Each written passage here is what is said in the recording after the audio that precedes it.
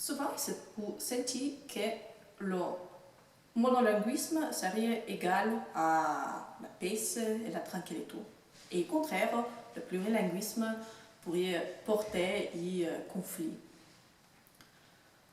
En réalité, au sein de l'idéologie que les nations avaient la naissance des États-nations, et donc avait ça l'idée qu'une nation avait une langue et un territoire.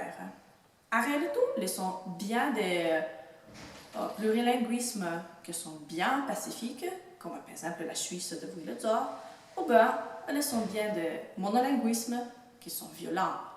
Pensez par exemple à l'Irlande du Nord ou bien à la Rwanda ou à tant d'autres pays du monde.